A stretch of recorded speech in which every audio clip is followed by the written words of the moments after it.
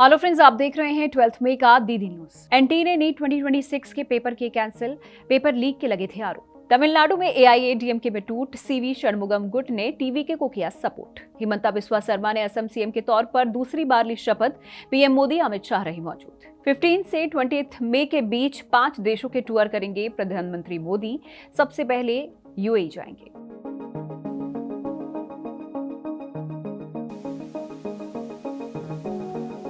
तमिलनाडु में एआईएडीएमके पार्टी टूटती नजर आ रही है। पार्टी के लीडर सीवी षणमुगम ने सीएम विजय की पार्टी टीवीके को सपोर्ट करने की ऑफिशियल अनाउंसमेंट कर दी है। कहा जा रहा है कि उनके साथ 30 एमएलएज ने भी विजय को सपोर्ट करने का फैसला लिया है। आज सुबह षणमुगम ने कहा कि हम जनता के मैंडेट को एक्सेप्ट करते हैं। ये मैंडेट टीवीके के लिए नहीं बल्कि विजय के लिए है, इसीलिए हम टीवीके गवर्नमेंट को सपोर्ट कर रहे हैं। अगर हम डीएमके के साथ अलायंस करते तो एआईएडीएमके का एग्जिस्टेंस ही खत्म हो जाता।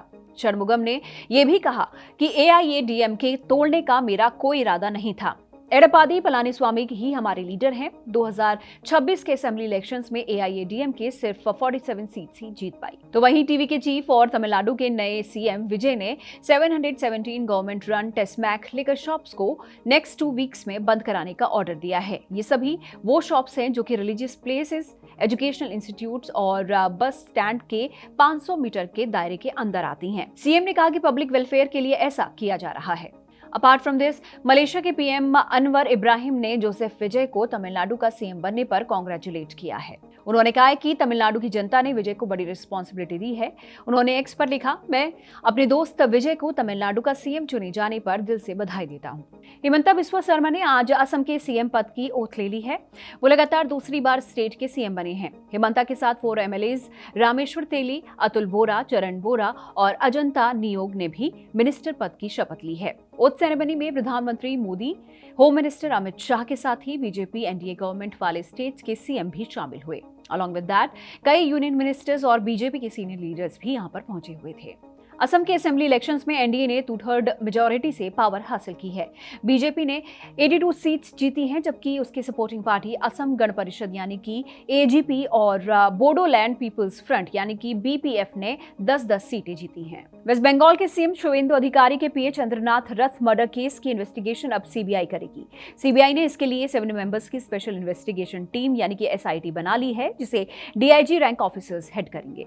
इस केस में अब तक बिहार और यूपी से 3 अक्यूज्ड अरेस्ट किए गए हैं। बंगाल इलेक्शन रिजल्ट के 2 दिन बाद 6 मई को नॉर्थ 24 परगना के मध्यम ग्राम में 42 ईयर्स के चंद्रनाथ को गोली मार दी गई थी। अटैकर ने उनकी कार रोककर कई राउंड फायरिंग की, जिसमें उनकी डेथ हो गई थी। वेस्ट एशिया में चल रही वॉर के बीच गवर्नमेंट ने देश में फ्यूल की कमी की बात से इनकार किया है। गवर्नमेंट ने सिटीजन्स को अश्योर किया है कि देश में पेट्रोल, डीजल या फिर एलपीजी की कोई कमी नहीं है। ये स्टेटमेंट पीएम नरेंद्र मोदी की संडे को फ्यूल पर डिपेंडेंस कम करने और सेविंग करने की अपील के एक दिन बाद आया है।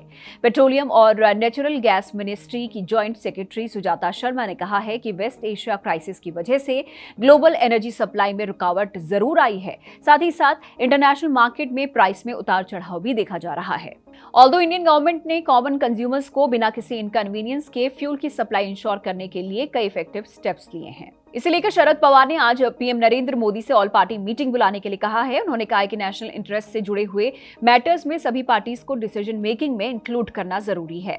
पवार ने एक्स पर लिखा, पीएम मोदी ने अचानक जनता से सोना न खरीदने, पेट्रोल और डीजल कम खर्च करने की अपील की है। इससे इकोनॉमी पर लॉन्ग टर्म इम्पैक्ट हो सकता है। अचानक हुए इन अनाउंसमेंट से आम लोगों और बिजनेसमैन के बीच बेचैनी बढ़ गई है। तो इधर ज्वेलरी काउंसिल ने कहा है कि पीएम को उनसे बात करनी चाहिए थी। पीएम की अपील से उनकी रोजी रोटी पर असर पड़ेगा। अलॉन्ग विद दैट, आप लीडर अरविंद केजरीवाल ने भी इसे लेकर आज प्रेस कॉन्फ्रेंस की। केजरीवाल ने कहा कि पीएम को इकोनॉमी की सिचुएशन पर क्लैरिटी देनी चाहिए। केजरीवाल ने पीएम से 2 सवाल किए। उन्होंने पूछा कि देश की इकोनॉमी की करंट सिचुएशन क्या है, आगे क्या होने वाला है और पूरा बोझ सिर्फ मिडिल क्लास पर क्यों डाला जा रहा है, सरकार पहले खुद त्याग क्यों नहीं करती। Meanwhile petroleum minister Hardeep Singh Puri ने कहा है कि देश में ऑयल और गैस की कोई कमी नहीं है। इंडिया के पास 69 डेज का क्रूड ऑयल और 45 डेज का एलपीजी स्टॉक मौजूद है। On the other hand, PM Modi की अपील का बीजेपी लीडर्स पर कोई असर होता नजर नहीं आ रहा है। पाठ्य पुस्तक निगम के नए हेड बनाए गए सौभाग्य सिंह ठाकुर उज्जैन से 200 प्लस गाड़ियों का काफिला लेकर भोपाल पहुंचे। उज्जैन से भोपाल के रास्ते में सौभाग्य सिंह ठाकुर के काफिले के कारण कई जगहों पर लंबा जाम लग गया। भोपाल में बीजेपी ऑफिस से लेकर बोर्ड ऑफिस, डीबी मॉल के सामने से लेकर अरेरा हिल्स तक जाम लगा रहा। पीएम नरेंद्र मोदी 15 से 20 मई तक UAE, Netherland, Sweden, Norway, Italy के टूर पर जाएंगे। According to ANI, Iran war और हार्मुज स्ट्रेट क्राइसिस के बीच पीएम सबसे पहले यूएई पहुंचेंगे, जहां पर एनर्जी सिक्योरिटी और रीजनल कंडीशंस पर डिस्कशन हो सकता है। पीएम 15 से 17 मई तक नेदरलैंड में रहेंगे। इस दौरान वो prime minister Rob Jetten, king William Alexander और क्वीन मैक्सिमा से मुलाकात भी करेंगे। इन मीटिंग्स में सिक्योरिटी, ग्रीन हाइड्रोजन, सेमीकंडक्टर और वाटर शेयरिंग पर डिस्कशन होंगे। पीएम मोदी 17 से 18 मई को स्वीडन और 18 से 19 मई को नॉर्वे जाएंगे। टूर के फाइनल फेज में पीएम मोदी 19 से 20 मई को इटली जाएंगे। वहां पर वो प्राइम मिनिस्टर जॉर्जिया मेलोनी और प्रेसिडेंट सर्जियो मात्तारेला से मुलाकात करेंगे। सुप्रीम कोर्ट ने कहा है कि कास्ट बेस्ड अब्यूज अगर प्राइवेट रेजिडेंट के अंदर हुआ, जहां पर पब्लिक प्रेजेंस या फिर विजिबिलिटी नहीं है, तो इस तरह के केसेस SC/ST एक्ट के अंडर नहीं आएंगे। और इसी के साथ कोर्ट ने दिल्ली में एक फैमिली प्रॉपर्टी डिस्प्यूट में लगे क्रिमिनल चार्जेस को कैंसिल कर दिया है। जस्टिस प्रशांत कुमार मिश्रा और NY अंजारिया इस केस की हियरिंग कर रहे थे। कोर्ट ने कहा कि SC/ST एक्ट के अंडर ऑफेंस माने जाने के लिए इंसिडेंट ऐसी जगह हो जहां पर उसे लोगों ने देखा हो। चार दीवारी के अंदर ऐसा कुछ होने पर इसे ऑफेंस नहीं माना जा सकता। नेशनल टेस्टिंग एजेंसी यानी कि NTA ने 3 मई को हुए नीट एग्जाम को कैंसिल कर दिया है। ये डिसीजन पेपर लीक आरोपों के चलते लिया गया है। CBI को इसकी इन्वेस्टिगेशन का ऑर्डर दे दिया गया है। NTA ने कहा है कि एग्जाम की नई डेट्स जल्द ही रिलीज कर दी जाएंगी। एग्जाम्स में 22.79 लाख स्टूडेंट्स शामिल हुए थे। NTA ने कहा है कि अफेक्टेड स्टूडेंट्स को री एग्जाम के लिए रजिस्ट्रेशन नहीं करना होगा। उनके एग्जाम सेंटर में भी चेंजेस नहीं होंगे। री एग्जाम के लिए नए एडमिट कार्ड जारी किए जाएंगे और जिन स्टूडेंट ने एग्जाम दिया था उन्हें फीस रिफंड की जाएगी। नीट एग्जाम 2013 में शुरू हुआ था। NTA ने इसे पहली बार 2019 में करवाया। 2024 में पेपर लीक के चलते कुछ सेंटर्स पर एग्जाम कैंसिल भी कराया गया था। सुप्रीम कोर्ट ने पूरा एग्जाम कैंसिल करने से इनकार किया था और ऐसे में सिर्फ 1539 कैंडिडेट्स का री एग्जाम हुआ था। इसे लेकर अरविंद केजरीवाल ने कहा है कि मैं जानता हूं कि पढ़ाई के लिए किस तरह की कठोर तपस्या करनी पड़ती है। माँ बाप कोचिंग के लिए जेवर गिरवी रख देते हैं, जमीन बेच देते हैं। नीट के पेपर 4 बार लीक हो चुके हैं। पेपर ऐसे तो लीक होते नहीं हैं। इसका मतलब बहुत बड़े स्तर पर कुछ न कुछ मिलीभगत चल रही है, राजनीतिक संरक्षण है। जिन्होंने साल 2017 का पेपर लीक किया था वो आज कहां हैं? क्या उनको सजा मिली? जिन्होंने 2021 का पेपर लीक किया था उनको सजा मिली? जिन्होंने 2024 का पेपर लीक किया था सबको बेल मिल गई, सब बाहर हैं। केजरीवाल ने आरोप लगाया है कि लाखों करोड़ों बच्चों के फ्यूचर के साथ खिलवाड़ किया जा रहा है। मैं उन सब बच्चों को कहना चाहता हूं कि सड़क पर उतरना पड़ेगा। अमेरिका ने ईरान के वॉर खत्म करने वाले प्रपोजल को रिजेक्ट कर दिया है। इसके बाद ईरान ने कहा है कि अमेरिका के सामने 14 पॉइंट्स वाले प्रपोजल को मानने के अलावा कोई दूसरा रास्ता नहीं है। ईरान के पार्लियामेंट के स्पीकर मोहम्मद बागर गालिबाफ ने एक्स पर लिखा, ईरानी लोगों के अधिकारों को मानने के अलावा कोई दूसरा रास्ता नहीं है, जैसा कि 14 बिंदुओं वाले प्रस्ताव में लिखा गया है। उन्होंने लिखा, कोई और तरीका पूरी तरह बेकार होगा। लगातार नाकामियों के अलावा कुछ नहीं मिलेगा। जितनी देर वो टालेंगे उतना ही अमेरिकन टैक्स देने वालों को अपनी जेब से खर्च करना पड़ेगा। ब्रिटेन के पीएम कियर स्टारमर पर रेजिग्नेशन का प्रेशर लगातार बढ़ रहा है। लास्ट वीक इंग्लैंड, स्कॉटलैंड और वेल्स के लोकल इलेक्शंस में लेबर पार्टी की खराब परफॉर्मेंस के बाद स्टारमर के रेजिग्नेशन की मांग तेज हो गई है। टोटल 403 लेबर सांसदों में से 71 सांसद अब तक खुले तौर पर कह चुके हैं कि पीएम स्टारमर को रिजाइन करना चाहिए। होम मिनिस्टर शबाना महमूद ने कहा है कि पीएम कियर स्टारमर को अब साफ साफ बताना चाहिए कि वो कब रिजाइन देंगे।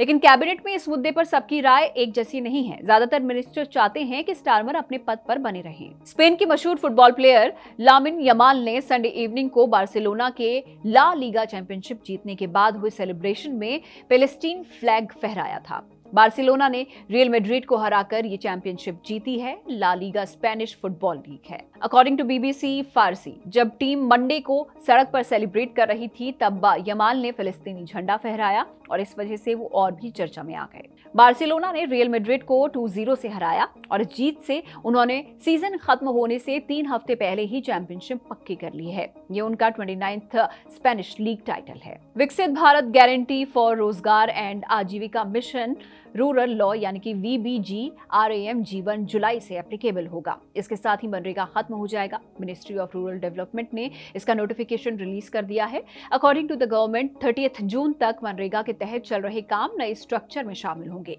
ई-केवाईसी से वेरीफाइड मनरेगा जॉब कार्ड नए ग्रामीण रोजगार गारंटी कार्ड जारी होने तक मान्य रहेंगे। दुनिया का मोस्ट ऑनरेबल फिल्म फेस्टिवल और कल्चरल इवेंट कांस 12 से 23 मई तक फ्रांस के फ्रेंच रिवियरा में हो रहा है। इस साल इंडिया से आलिया भट्ट, ऐश्वर्या राय, मौनी रॉय, अदिति राव हैदरी और एहसास चन्ना कांस के रेड कार्पेट पर पहुंचेंगे।